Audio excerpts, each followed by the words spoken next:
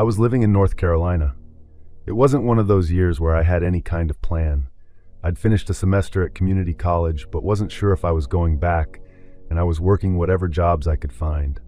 I mowed lawns, hauled junk, painted fences, helped people move furniture, or picked up day labor through Craigslist. If someone needed an extra pair of hands and was paying cash, I usually called. Looking back, I think a lot of people around that age are like that. You don't really ask many questions if the money sounds decent. You mostly care whether your truck has enough gas to get there and whether the check is actually going to clear. I was still driving an old 1998 Ford Ranger I'd bought from my uncle. I had to keep a bottle of coolant behind the driver's seat because the radiator leaked just enough to be annoying. It wasn't a pretty truck, but it got me around western North Carolina without complaining too much. I'd stop at the same gas station outside Canton. There was an older woman named Linda who worked the register every weekday morning. She already knew I drank coffee because I couldn't afford those expensive energy drinks very often. We'd usually spend a minute talking. That period of my life, I remember driving a lot. I remember constantly checking Craigslist because jobs disappeared quickly. I'd answer advertisements for landscaping, pressure washing, helping clean rental properties after guests checked out, anything like that. Some were terrible. One guy had me loading broken concrete into a trailer for 10 straight hours. You never knew what you were walking into. Cleaning jobs weren't unusual. Vacation cabins are everywhere around that part of the state, and owners always seem to need somebody after renters left. Sometimes it was honestly disgusting. I saw an advertisement that said, "Need someone to clean mountain cabin, one-day job, cash paid." It didn't seem unusual. It caught my attention. Most cleaning jobs weren't paying that much. There wasn't much information in the post besides a phone number. I called during lunch. The man answered. His voice sounded older. He explained that he owned a cabin outside Brevard and needed someone to clean it before some people came to stay there. I asked what exactly needed to be cleaned. He laughed and said the previous guests had left it in rough shape, asked if I could come the following Saturday morning. I said sure. He gave me directions because cell service wasn't reliable where the cabin was. GPS wasn't nearly as dependable back then, once you got into the mountains, so I actually wrote them down on a folded receipt that stayed in my glove box. I even remember mentioning it to my mom during dinner the night before because she always liked knowing where I was working. She asked if I'd be alone. I said probably. She told me to call afterward. Saturday morning was clear and already warm by 8. I grabbed coffee, filled up the truck, and started driving toward Brevard before turning onto smaller mountain roads. Eventually the pavement narrowed enough that two vehicles passing each other had to slow down. The farther I drove, the fewer houses there were. Most of what I passed were old cabins tucked behind trees, gravel driveways, nothing unusual if you've spent time around western North Carolina. Eventually I found the road from the directions I'd written down. A long gravel driveway winding through dense woods. The cabin sat farther back. It looked nicer than the advertisement made it sound. It wasn't huge, but it looked well maintained. Dark stained wood exterior, metal roof, wraparound porch. Whoever owned it clearly spent money taking care of it. There was only one vehicle there besides mine, an older white pickup truck. As soon as I parked, a man stepped off the porch. He looked about how I'd imagined from his voice. Gray hair, jeans, boots, plain blue button-up shirt. He smiled and waved. "You made it," I introduced myself. He shook my hand. He thanked me for coming because he'd had trouble finding anyone willing to drive that far. He unlocked the front door. The smell. It was bleach. The whole cabin smelled like bleach. The owner stayed standing outside on the porch. He said, "Take your time. I'll be out here." I remember turning around and asking if there were cleaning supplies inside or if I'd need to get mine from the truck. He said everything I'd need was already there. Then he stayed outside while I walked farther into the cabin. I figured whoever had cleaned before me had just started already. A minute or two later, I started noticing something that didn't make much sense. There wasn't anything to clean. I mean that literally. The kitchen counters were spotless. The sink was empty. The refrigerator looked unused. There weren't dishes sitting anywhere. The hardwood floors had that slightly dull look they get after somebody mops them but before they've completely dried. Even the windows looked freshly cleaned. I was standing in the middle of the living room, trying to figure out if maybe I'd come on the wrong day, or if another cleaner had finished before I arrived.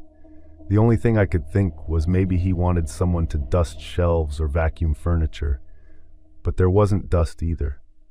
I kept walking through the rooms because I assumed eventually I'd find whatever mess he had been talking about. Every bedroom looked staged, beds made perfectly, bathrooms clean, fresh towels folded. It looked more like a rental property waiting for guests than one that had supposedly been left in terrible condition. The bleach smell never went away. If anything, it became more noticeable the longer I stayed inside. I remember opening one window for a minute just because I thought fresh air would help, but I ended up closing it again since the air outside was humid. I found one room near the back of the cabin where the door had been partly shut. That was the only place that didn't look finished. Or maybe unfinished isn't the right word. It looked different. The room wasn't much bigger than the others, but it was the only place in the cabin that didn't look like it had been prepared for guests. Someone had pushed a few things against one wall and covered them with a gray tarp. I wouldn't have paid much attention to it if everything else in the cabin hadn't been so unusually clean. I figured it was storage. Out of curiosity, I lifted one corner of the tarp. Underneath were 3 video cameras sitting on the floor beside a folded tripod. They looked expensive. Next to them were several bundles of dark red fabric that had been folded neatly. I assumed they were curtains. They were thick enough that I wondered if they were meant to block light while filming something. Plenty of people have hobbies that look strange without context. Something about that room bothered me, because everything had been hidden under a tarp. It was because the rest of the cabin looked unnaturally spotless, while that room looked like someone had been in the middle of setting something up. I walked back into the hallway, intending to ask the owner what exactly he wanted cleaned, because I honestly couldn't find anything. I called out toward the front door. Nothing.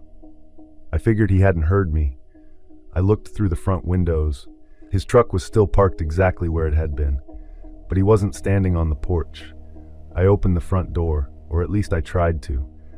The knob turned only a little before stopping. I tried again. It wouldn't open.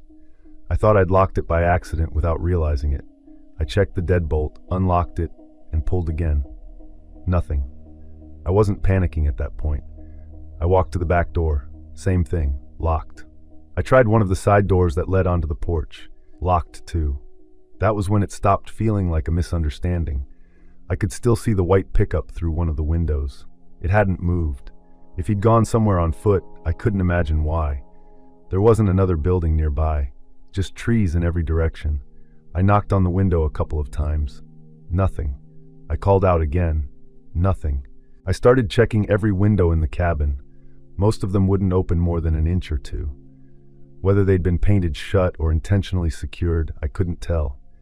The thing that kept bothering me was that he'd specifically said he'd be outside. Not that he had somewhere to go. Not that he'd be right back. Just that he'd be outside. I took my phone out. No service. I probably spent another couple of minutes trying every door again because I couldn't quite believe they all refused to open. Eventually, I went back into the room with the cameras. I looked around more carefully this time. There wasn't much else. The tripod, the cameras, the folded fabric, a couple of extension cords. Nothing illegal. Combined with everything else, it made me want to leave even more. I decided I wasn't waiting around. The cabin had several large front windows. I picked up one of the wooden dining chairs and hit the corner of the nearest window. It took 2 swings before the glass shattered. The sound echoed through the trees, and I expected the owner to come running back. I cleared away the remaining glass with the chair as best I could and climbed out carefully, trying not to slice my hands open. The first thing I did after landing outside was look around. The truck was still parked exactly where it'd been when I arrived. Driver's door closed. Nobody inside. I hurried toward my Ranger. My truck was where I'd left it. I drove down that gravel driveway faster than I should have. The first thing I did was call my mom. She answered with, Finished already? I told her I was leaving because something wasn't right about the place. Later that afternoon, after I'd calmed down a little, I tried calling the number from the Craigslist ad. It had already been disconnected. I checked the listing again. It was gone. I searched for similar wording because sometimes old listings stayed cached somewhere. Nothing. If the cabin had already been cleaned so thoroughly that I couldn't find a single thing out of place, why hire someone to clean it? And if there really had been a misunderstanding, why lock every exit? I've had much worse jobs since then. I've worked in crawl spaces full of snakes, but never been as unsettled by any place as I was by that cabin. The spotless cabin, the overwhelming smell of bleach, the cameras hidden under a tarp, the owner saying he'd stay outside, every door somehow being locked, his truck sitting exactly where he'd left it while he was nowhere I could see. Whatever that man expected from me that day, it definitely wasn't cleaning.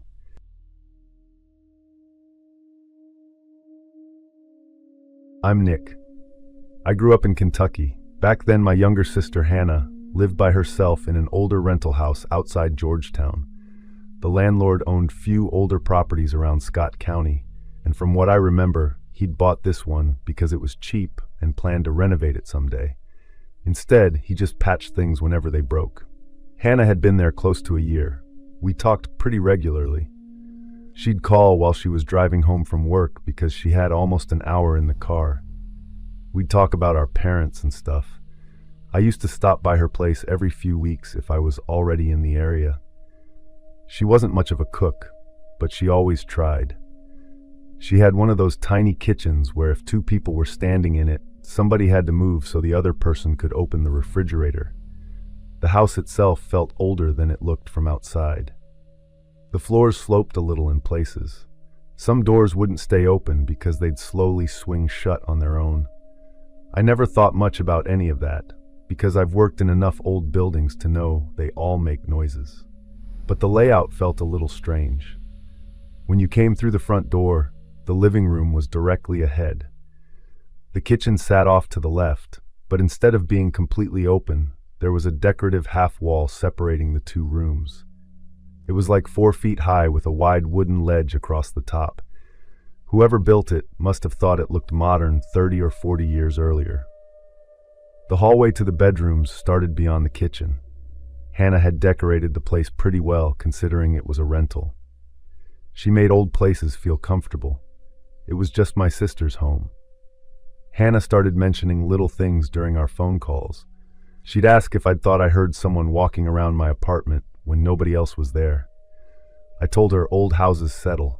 A few days later, she said she'd come home from work and found a kitchen cabinet standing open, even though she was pretty sure she'd closed everything before leaving.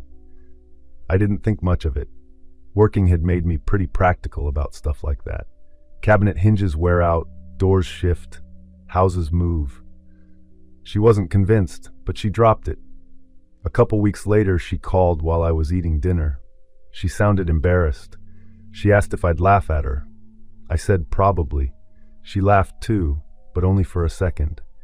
Then she said she'd been sitting in the living room watching television when she thought she saw somebody standing in the hallway for just a second. When she looked again, nobody was there. I asked whether she'd fallen asleep watching TV. She admitted she might have. That sounded like the end of it. A week passed without her bringing it up. Life stayed busy for both of us. The apartment complex where I worked had 3 units flood after a frozen pipe burst, so I was putting in overtime almost every day. The call that finally got my attention happened. I had just gotten home and was changing out of my work boots when my phone rang. She asked what I was doing. I told her nothing important. I remember leaning against the kitchen counter because I figured this conversation was going to take a while. She said she'd gotten home from work 20 minutes earlier. She put her purse down in the bedroom, walked back toward the kitchen, and thought she saw someone moving across the living room, like ducking behind something. She couldn't tell exactly what she'd seen. She'd searched every room. Every door was locked. She kept saying she wasn't sure she actually saw anyone. That was the part that stood out. She wasn't insisting somebody had broken in. She kept saying she didn't know. I don't know if my eyes are playing tricks on me, she said. I I really thought someone was here. I asked whether she wanted me to come over. She said, I think I'd sleep better. So I drove over. Hannah looked tired. She apologized a few times for bothering me. I told her she wasn't bothering me. We checked every room. That first night ended up being normal. I slept on the couch because it was easier than dragging the spare mattress out. The only thing I noticed was that the house seemed colder than I remembered, especially around the living room. I figured the old system just wasn't keeping up because the nights had started getting colder. The next morning I left early for work. Hannah texted around lunch asking if I'd stay one more night. I didn't really have plans, so I said yes. The second evening was the same. We talked about whether she should start looking for another place when her lease ended, because the landlord took forever fixing things. Before going to bed, I walked around outside because I wanted to prove to both of us there wasn't somebody sneaking around the property. The backyard backed up to a line of trees, but they weren't dense woods. When I woke up the following morning, I told Hannah she was just stressed from work. Actually, I think I did tell her something close to that. She nodded in that way people do when they don't really agree, but don't want to keep talking about it. I finished another workday and drove back after getting off around 5. By then, staying at her place had started to feel normal. We ordered takeout that night instead of cooking because both of us were tired. She mentioned she'd slept better with someone else in the house. I told her if it made her feel better, I'd stay one last night before heading home. We watched television until close to 11. Hannah went to bed before I did because she had to be up earlier than I did. I stayed in the living room flipping through channels until my phone rang. It was one of the guys I worked with. The reception inside the house wasn't good, so I stepped onto the front porch while we talked. The conversation lasted like 15 minutes. I opened the front door to go back inside. The air inside the house felt noticeably colder than it had when I walked out. It made me think the heat had stopped working while I was outside. I glanced toward the thermostat on the wall as I closed the door. I figured I'd check it after I brushed my teeth. The thermostat looked fine when I glanced at it.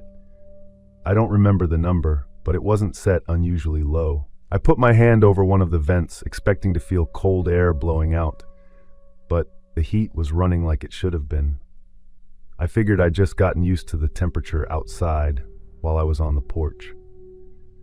The bathroom was down the hallway past the kitchen, and as I walked through the living room, I wasn't paying attention to much besides getting ready for bed. I had kicked my shoes off near the front door earlier, so I was walking around in socks on those old hardwood floors that creaked in certain places.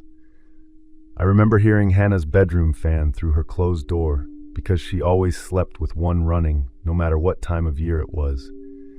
The decorative wall between the kitchen and living room blocked part of my view as I walked toward the hallway.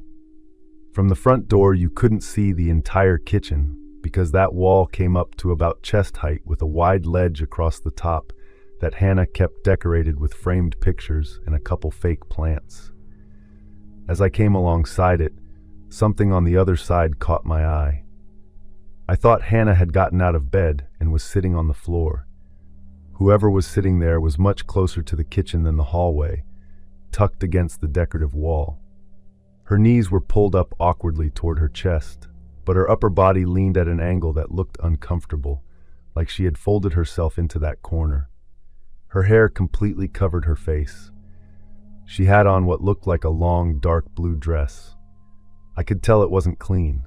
It was a person. There wasn't any doubt about that. I couldn't see a face because of the hair hanging down, but I could see shoulders beneath it and both arms wrapped around bent legs. It looked unnatural. I didn't say anything. The truth is, I wasn't trying to figure out who she was. Every normal explanation I'd come up with disappeared immediately. Hannah was asleep down the hall. There shouldn't have been anyone else inside that house. I backed away without taking my eyes off her. I think I just forgot how to move normally.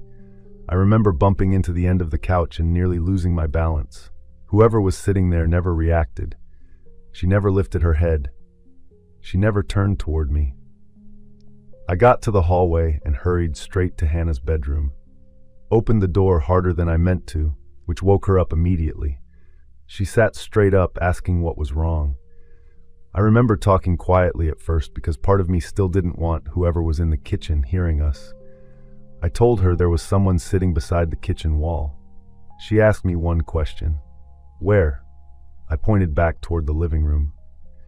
She got out of bed immediately and grabbed her keys from the nightstand.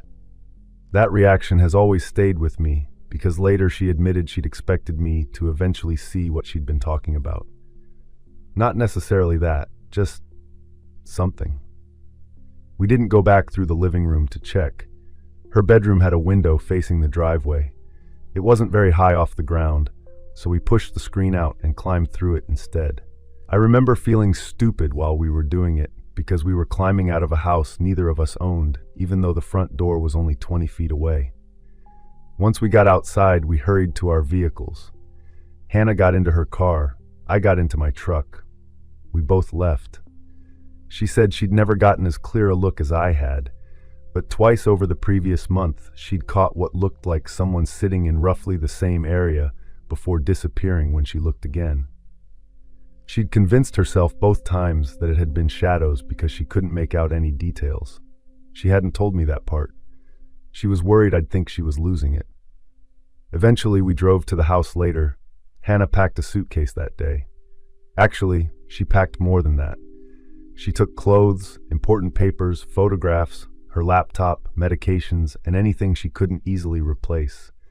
I helped load everything into our vehicles. She called her landlord and told him she wasn't staying there anymore. He wasn't happy. He kept telling her there hadn't been any problems before she moved in. For a few weeks, she stayed with our parents until she found another rental. She never spent another night in that house. Over the years, I've thought about everything I can. An intruder? No, because there wasn't anywhere practical for someone to disappear in the amount of time between me seeing that woman and Hannah and I leaving her bedroom. We weren't in there very long.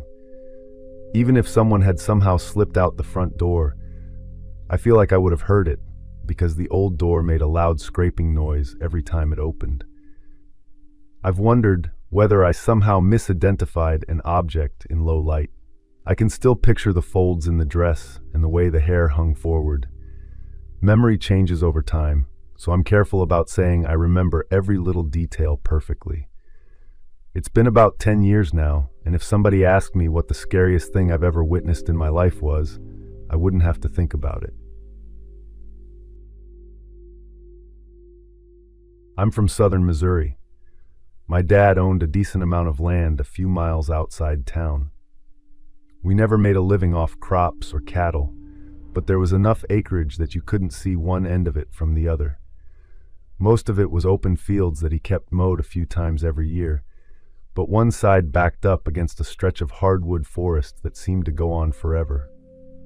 The property had been in our family before I was born, and my dad was the kind of person who never let land sit unused if somebody needed it.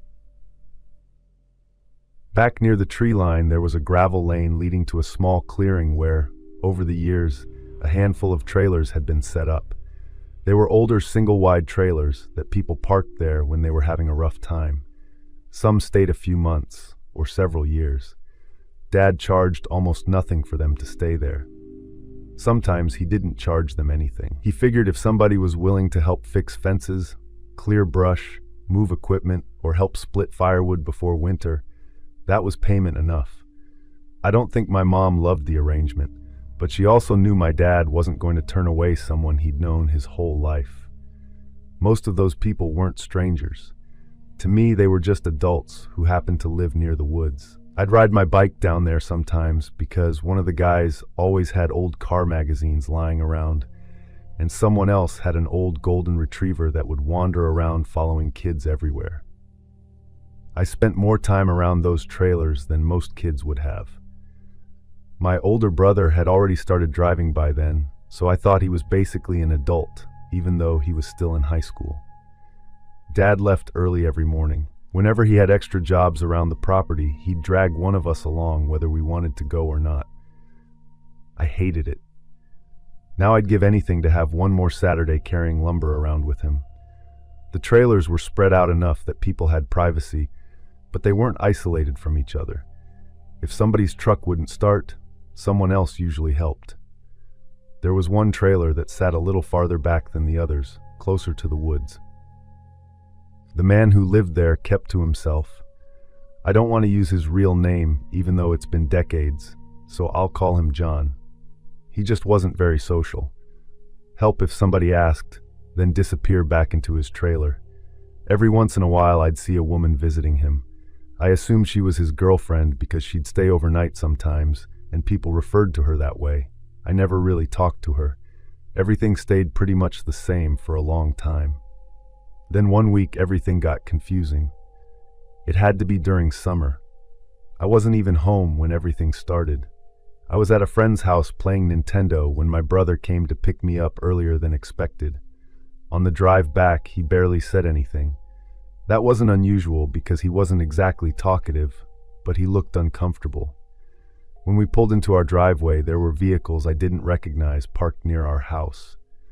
Mom told me to stay inside. Dad was outside talking to several people. As a kid, you notice when adults are trying not to let you hear something. You don't know what's happening. You just know something happened. Eventually, pieces started coming together. Someone had gone over to John's trailer because nobody had seen him for a day or two. The woman was inside. She had already passed away. I don't know who found her first. Different people told the story differently over the years. I don't know which version is right anymore. What I do know is that everyone started looking for John because he wasn't there. They eventually found him deep inside the woods. He had also died. I ended up overhearing little pieces from different people until I had a rough idea without ever knowing the full story. The sheriff's department spent few days on the property. There were vehicles going in and out constantly. Yellow tape was up around John's trailer for what felt like forever. Dad was frustrated because nobody could use that part of the land while everything was going on, but that was obviously the least important part of the situation. People thought more than one person had been involved. I remember arrests months later, but I couldn't tell you. I was too young to separate facts from gossip, and by the time I was old enough to care, people had stopped talking about it. The woman had been John's girlfriend, and that whatever happened out there involved more than anyone first realized. Dad took the whole thing harder than I understood at the time. He'd known John for years. He felt responsible for letting him stay there. He never said those words. You could just tell.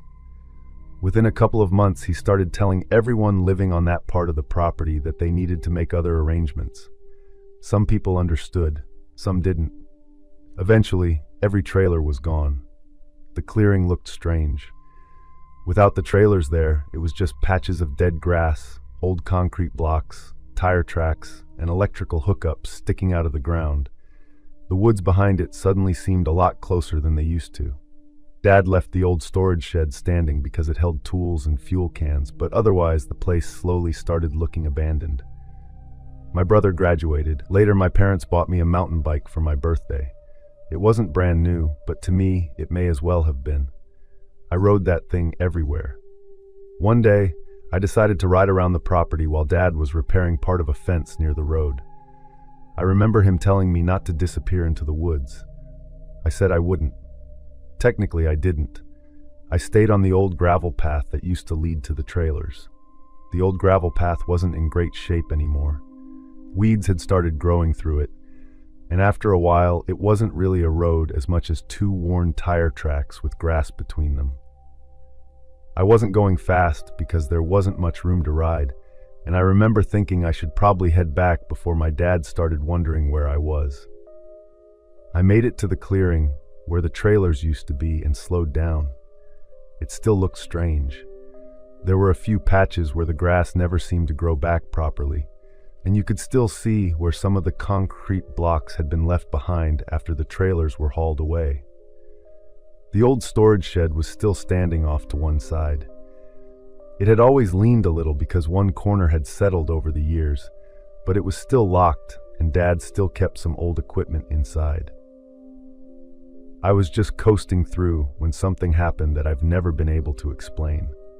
My right hand suddenly went numb, like when you've slept on your arm wrong and it hasn't completely woken up. It happened instantly. The handlebar slipped because I couldn't feel my grip, and I squeezed the brake with my left hand to stop before I fell over. I got off the bike and shook my hand a couple of times. I opened and closed my fingers. No cuts or swelling. I rubbed my forearm, expecting the feeling to come back after a few seconds, but it stayed numb longer than I thought it should have. I remember laughing because it was such a weird thing to happen. I was standing there trying to figure it out when I felt what seemed like someone walking up behind me. The best way I can explain it is that I felt the air move first. Like when somebody walks close enough that you notice the movement around you. Almost at the same time, I heard footsteps on the gravel. Clear enough that I assumed someone had walked into the clearing. I turned around to see my dad. Or maybe one of our neighbors. Nobody was there. I was positive I'd heard someone walking. Even today, that's the part I feel most confident about. It sounded like somebody taking a few steps on loose gravel. I looked toward the woods thinking someone had stepped off the road, but I couldn't see anybody between the trees either. I was still more focused on my hand than anything else. The numbness had started fading by then. I picked the bike up, turned it around, and was getting ready to leave. As I swung one leg over the bike, I glanced toward the old shed. There was someone standing a few feet behind me. I didn't hear them approach. I don't know where they came from. For years, I tried convincing myself it had just been a person I hadn't noticed. What I remember seeing, it looked like a woman. She had on what looked like a long shirt. I only looked for a second or two. Everything below her neck looked normal. Her head didn't. It was just black, not the color of someone's skin. Charcoal after a campfire. Flat, dark black with no features I could make out. I couldn't see eyes. I couldn't see a mouth. I couldn't even tell where she was looking. The shape of the head was normal, but it looked like someone had erased every detail. I know how strange and weird that sounds. I've thought about it hundreds of times. She wasn't moving. I didn't even think about the bike. I left it lying right there and took off across the field toward where my dad was working. He asked what happened. I didn't tell him I'd seen a woman. I already knew how unbelievable it sounded. I said I'd heard somebody in the woods and got scared. He climbed into the truck with me and drove back to the clearing. My bike was still lying where I'd left it. There wasn't anyone around. Dad walked over to the shed, unlocked it, looked inside, then walked around behind it, checked the edge of the woods, and came back. He loaded my bike into the truck. We drove home. I never brought it up again. Not to my parents, not to my brother, not to any friends. There are two things I can't seem to explain away. The first is my hand going completely numb for no reason. It has never happened before or since. The second is that figure. I've replayed it enough that I don't even try to tell myself I imagine the entire thing anymore. My dad sold that property years later after retiring. The trailers never came back. The clearing eventually grew over enough that someone driving past wouldn't even know people had lived there. I've never told anyone about what happened that afternoon until now. I don't know what I saw. That's still the single most frightening moment I've experienced.